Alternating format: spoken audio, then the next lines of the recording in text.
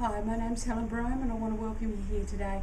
We're in the series of looking at different areas in our health and natural therapies. So today I want to, in this series, talk about scoliosis. So what is scoliosis? Well, you probably by now you've been and done all the research, you've heard all of the different professionals talk about what it is for them. So for me, I want to talk to you more from a level of a massage therapist and a mum, particularly a mum first and a massage therapist, and I do remedial massage. So when you go and see all the professionals, you get their advice about what to do from what they know. So if you go and see a surgeon, you're going to get surgery because that's what they know what to do. You'll also get a preventative, like how you can prevent something. And if you go and see other professionals, you'll get their opinion about what it is that works for them in their practice. But as mums, we need to be very practical about what we actually decide to do in the end. Because I can let you know, from a mum's point of view, I know and I can really feel that in when I'm talking to mums, and they're fearful about what do they do when their children get too tight, and they take them to the doctor and the doctor says, your child's got scoliosis and they're going to have it for the rest of their life. It really disempowers us so much, doesn't it? And we think, my God, what can I do? How can I fix this? I don't know how they got it. For our children, you know, what I really want you to see is that when your children are little, like all little children, they get tight as they get older. And what happens is the bones actually grow. But what happens on the muscle side, the muscles don't actually grow at the same rate that bones do. And so when children are playing a lot of sport, you know, back 10, 20 years ago, sport wasn't played like it's played now. You know, children today are playing, they're playing soccer, they're doing the swimming lessons even. They're even on the computer all day. And there's a lot more real exercises and that sort of thing going on, that they're constantly using their muscles. So what's happening is as they grow, their muscles get tighter, and as the bones grow, the muscles don't grow at the same rate. And then what happens is, as the bone grows, the muscle actually stays in its knots. It gets knots in it like dreadlocks. And as the bones grow, the muscles can't do the same thing. So they start to pull on one end of the joint and down to the other end of the joint. And so if we just take the example of calf pain, and children will get aches and pains in their feet, in their toes, or around the calf muscle.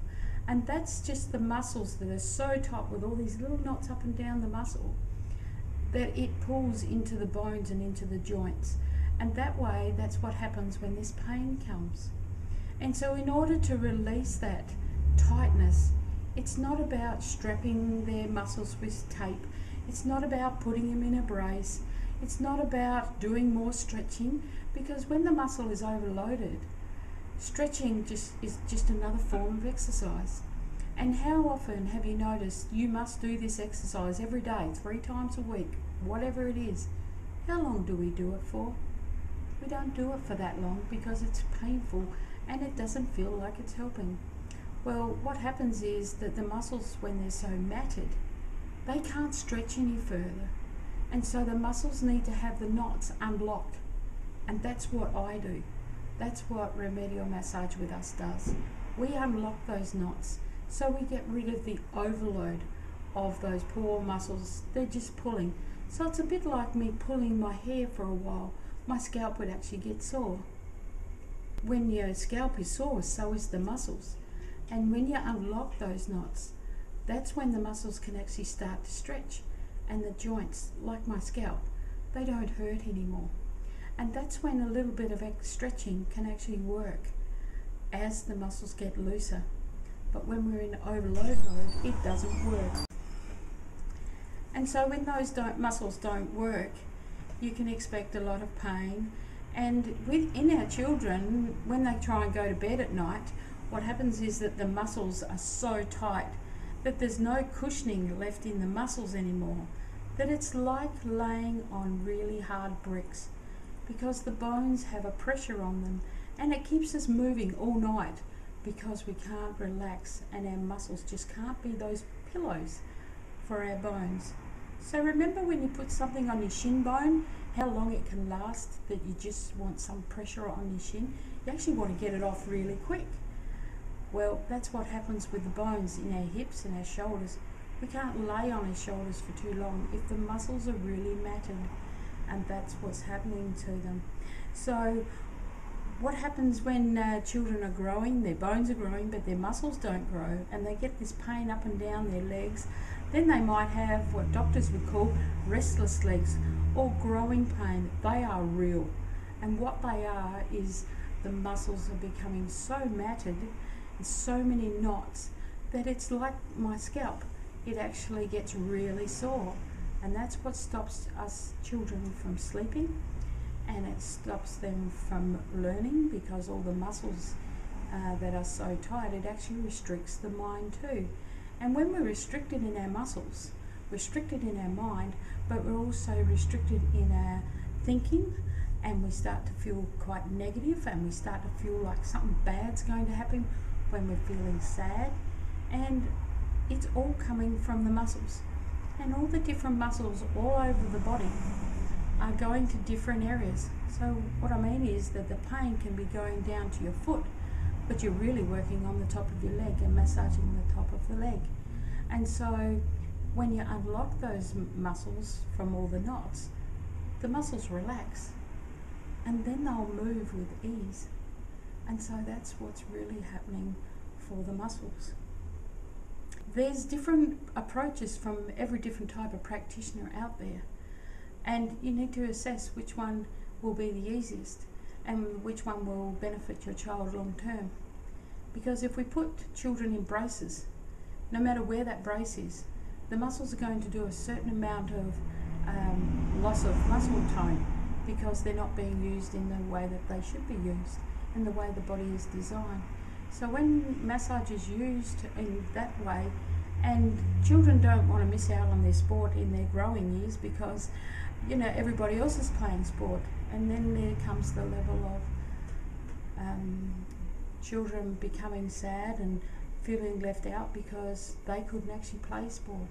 So always bring into your mind about what the long-term effect will be if they can't do what they normally do. And this is an area that I've worked extensively in. I've had a mum that had a rod put up inside of her back to keep her straight when she had scoliosis as a younger person. And years and years later, she actually came to me when she was pregnant, and she told me she had this rod put into her back.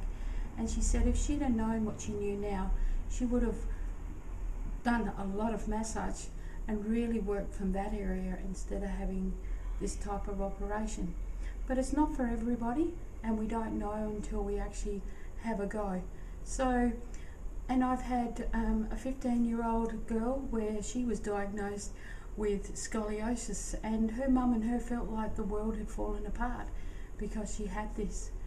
But what happens is the muscles in your lower back, one side can get tight, and it's a bit like the other side of the muscle is just not working properly. So as you go up the body, the other side of the spine is being used more because it has to counteract the scoliosis part. And so as it curves over a very long period of time, we're talking that this will get tighter, and this over here up higher in the shoulder blades will get tighter, and then the other side of the neck will get tight. So as I massage those muscles and I start to unlock them, then you start to get this relaxing of all the muscles throughout the body. And we were talking about your arms and your legs and your neck and your head, that it all works in that area. It's a bit like, if you can imagine my hair, my head is the bone, okay? And the muscles actually hang on to the bone, and they hold us in a shape, so we stay in the shape that we are. Because if we didn't have our bones, we'd actually be a blob on the floor of muscles. And so if we get my hair and hold it out here, and if we pull it hard enough, it'll pull my head over to the side. And that's what's happening with your muscles. And so as we unlock those muscles, if they're not tight, what happens is my head will actually come back, won't it? And that's the same for the muscles. And so if I had the other side of my head and I was pulling the other side, you would see it would be fighting with each other, that they would just get tighter on top of each other. And that's how the scoliosis happens. It's a name, but it's really just muscles are very, very tight and very overloaded. And it just comes from all of us being so busy. And when we don't have any massage to unlock our muscles, this is where the problems start. And if you can really take that on and what you can see from this, you'll really get that regular massage will unlock all those muscles. And it just depends how long you've had it, to how quickly it can come undone and you become straight again. So I look forward to you really doing a little bit more research in this area, and really it's time to not take the hard road and the fearful road, but to really take on a very empowering way to unlock your muscles through remedial massage.